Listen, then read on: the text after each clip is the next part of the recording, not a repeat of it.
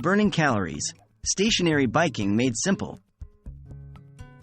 Hello there, fitness enthusiasts. Today we're tackling a question that's on many minds. How many calories can you burn while sitting on a stationary bike? This question can be a bit tricky to answer as it depends on several variables. But don't worry, we'll break it down for you. What factors influence calorie burn on a stationary bike? To start with, the number of calories you burn on a stationary bike depends on several factors.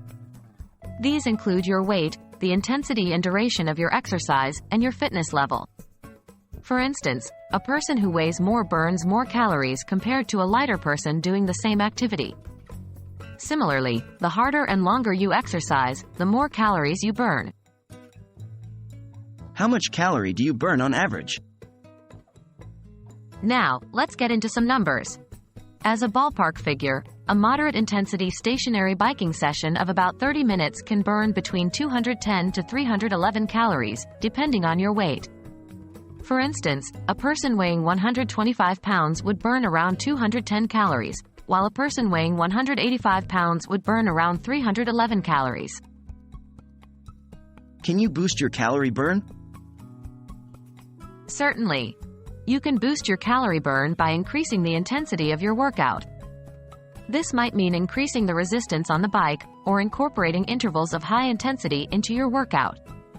For example, a high-intensity stationary biking session of 30 minutes can burn between 315 to 466 calories, depending on your weight. So, there you have it. As you can see, the number of calories you can burn on a stationary bike depends quite a bit on personal factors and how much effort you put into your workout.